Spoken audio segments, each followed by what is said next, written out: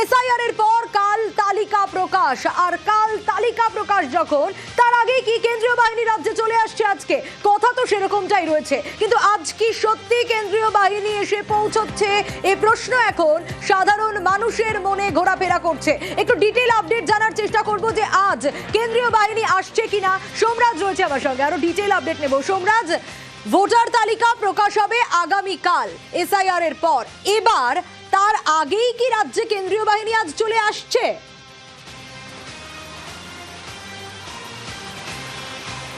একদমই, দেখো, তার আগেই রাজ্যে কেন্দ্রীয় বাহিনী আসছে এবং আজ সন্ধ্যের পর থেকেই বিভিন্ন জায়গায় কেন্দ্রীয় বাহিনী আসতে শুরু করবে, তেমনটাই কমিশন সূত্রে খবর। বিশেষ করে নদিয়া জেলা এবং উত্তরবঙ্গের কয়েকটি জেলায় এই বাহিনী ইতিমধ্যেই রওনা দিয়েছে। মনে করা হচ্ছে সন্ধ্যের মধ্যেই সেই বাহিনী পৌঁছে যাবে। তারপর আগামীকালও বিভিন্ন জেলায় জেলায় সেই বাহিনী পৌঁছে যাবে এবং 1 তারিখ থেকে কেন্দ্রীয় স্বরাষ্ট্র মন্ত্রকের নির্দেশ মতো এই বাহিনী কাজ শুরু করবে। অর্থাৎ পৌঁছে যাচ্ছে আজকে এবং আগামীকালকের মধ্যে বাহিনী, কিন্তু কাজ শুরু করবে 1 মার্চ থেকেই। 1 মার্চ থেকেই মূলত এই কেন্দ্রীয় বাহিনী, যে 240 কোম্পানি প্রথম পর্যায়ে মোতায়েন করা হচ্ছে, ইতিমধ্যেই রাজ্যের 35টি পুলিশ জেলা এবং পুলিশ কমিশনারেটে কত সংখ্যক বাহিনী মোতায়েন হবে তা নির্বাচন কমিশনের তরফে চূড়ান্ত করে দেওয়া হয়েছে। একটু জানতে চাইবো তোমার কাছ থেকে যে আজ কোথায় কোথায় কেন্দ্রীয় বাহিনী পৌঁছচ্ছে?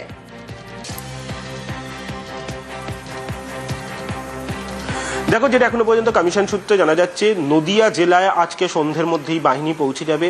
অন্যদিকে ইতিমধ্যেই নদিয়া জেলাকেও তা জানিয়ে দেওয়া হয়েছে। পাশাপাশি উত্তরবঙ্গের কয়েকটি জেলায়, বিশেষ করে দার্জিলিং, কালিম্পং এবং আলিপুরদুয়ার, জলপাইগুড়ির মতো কয়েকটি জেলাতে আজ সন্ধ্যের মধ্যেই বাহিনী পৌঁছে যাবে। ইতিমধ্যেই সেখানে এই জেলাগুলির উদ্দেশ্যে বাহিনী রওনা দিয়েছে বলে এই কমিশন সূত্রে আমরা জানতে পারছি। পাশাপাশি দক্ষিণবঙ্গের বিশেষ করে দক্ষিণ 24 পরগনা জেলা, দক্ষিণ 24 পরগনা জেলাতেও আজ রাতের মধ্যে বাহিনী পৌঁছে যাওয়ার কথা, তেমনটাও কমিশন সূত্রে জানা যাচ্ছে। ইতিমধ্যেই সংশ্লিষ্ট পুলিশ জেলার, অর্থাৎ যে যে জেলায় আজকে বাহিনী পৌঁছে যাবে সেই জেলার পুলিশ সুপার, পুলিশ কমিশনারদের সঙ্গে যোগাযোগ করে ইতিমধ্যেই তা জানিয়ে দেওয়া হয়েছে। যেটা কমিশন সূত্রে জানা যাচ্ছে, সিআরপিএফ এর তরফে, অর্থাৎ আধা সেনার তরফেও যোগাযোগ রাখা হচ্ছে বিভিন্ন পুলিশ জেলার সঙ্গে, বিশেষ করে যেখানে আজকে বাহিনী পৌঁছে যাবে। নদিয়া জেলায় আজকে বাহিনী সন্ধ্যের মধ্যেই পৌঁছে যাচ্ছে, তেমনটাই কমিশন সূত্রে আমরা জানতে পারছি। অর্থাৎ আজ ও আগামীকাল বাহিনী পৌঁছাবে। 1 তারিখ থেকে এই বাহিনী কাজ করবে। মূলত এসপি বা অর্থাৎ বিভিন্ন জেলার পুলিশ সুপার বা জেলা শাসকরা, তাদের যদি মনে হয় যে আইন শৃঙ্খলার জন্য এই বাহিনীকে কাজে লাগাতে হবে, তাহলে তারা বাহিনীকে কাজে লাগাতে পারেন। এছাড়াও কেন্দ্রীয় বাহিনী যে কাজ করবে তাদের গতিবিধির উপর নজর রাখা। ঠিক এই জায়গা থেকে সোমরাজ একটু জানতে চাইবো যে ফার্স্ট ফেজে, প্রথম দফায় কেন্দ্রীয় বাহিনী তো চলে আসছে আজকে, কিন্তু দ্বিতীয় দফাতেও তো কেন্দ্রীয় বাহিনী নাকি 8ই মার্চের মধ্যে চলে আসছে।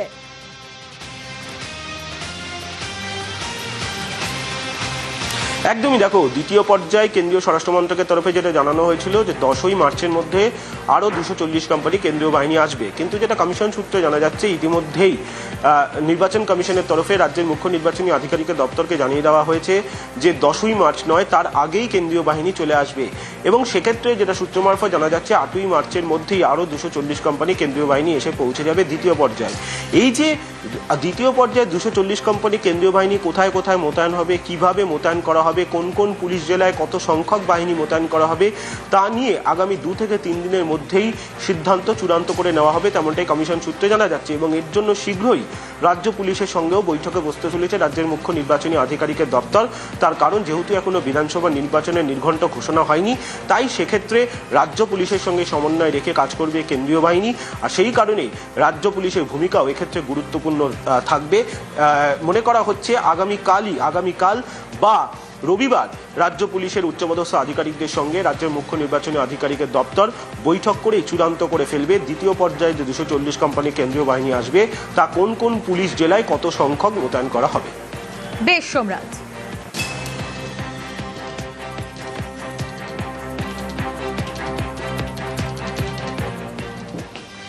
বাহিনী ব্যবহারে কমিশনের উপর চাপ বিজেপির।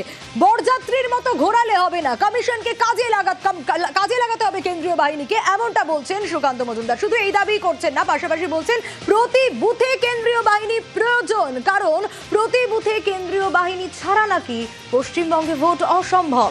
দাবি সুকান্ত মজুমদারের।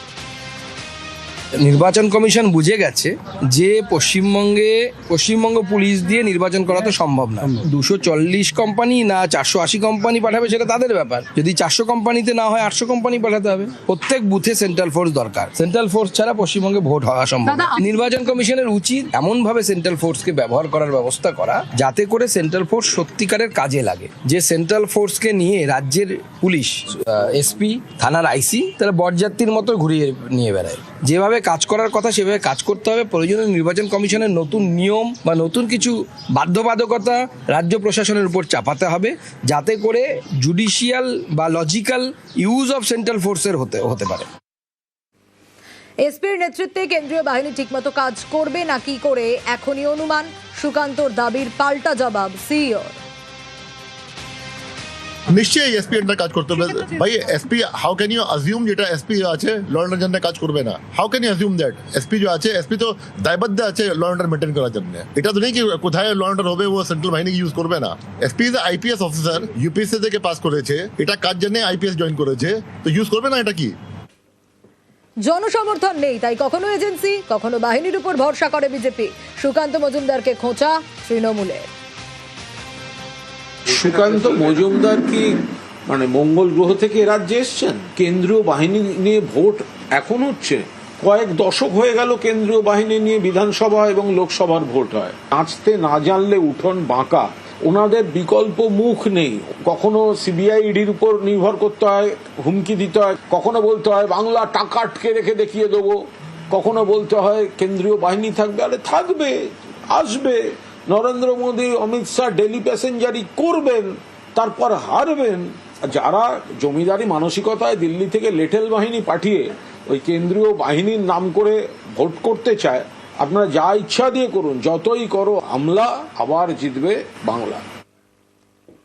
ভোটের আগেই রাজ্যে কেন্দ্রীয় বাহিনী চলে আসছে। মার্চের মধ্যেই রাজ্যে 480 কোম্পানি কেন্দ্রীয় বাহিনী আসছে। আর এই নিয়েই এখন রাজনীতির হাওয়া গরম।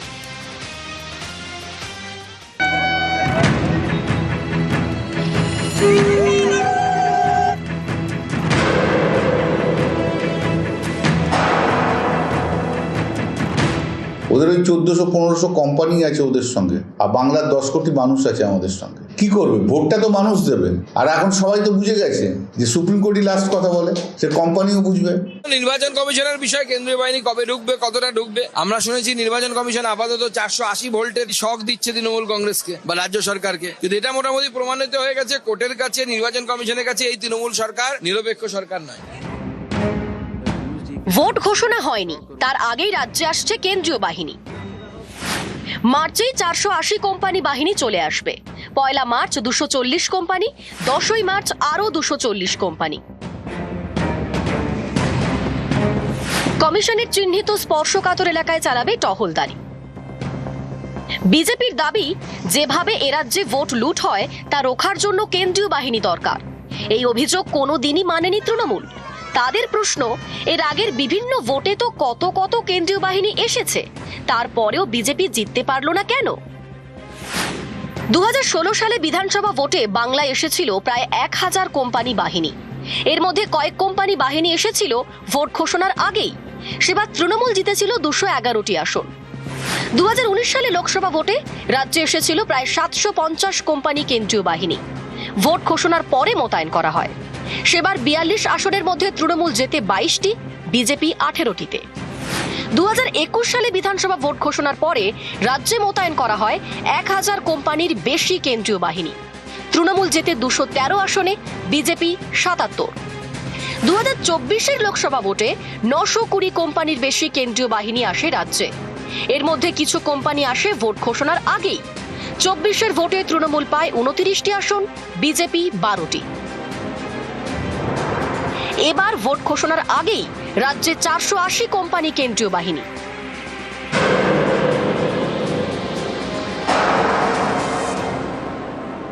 নির্বাচন কমিশনের বিষয়ে কেন্দ্রীয় বাহিনী কবে ঢুকবে, কতটা ঢুকবে? আমরা শুনেছি নির্বাচন কমিশন আপাতত 480 ভোল্টের শক দিচ্ছে তৃণমূল কংগ্রেসকে বা রাজ্য সরকারকে। কিন্তু এটা মোটামুটি প্রমাণিত হয়ে গেছে কোর্টের কাছে, নির্বাচন কমিশনের কাছে এই তৃণমূল সরকার নিরপেক্ষ সরকার নয়।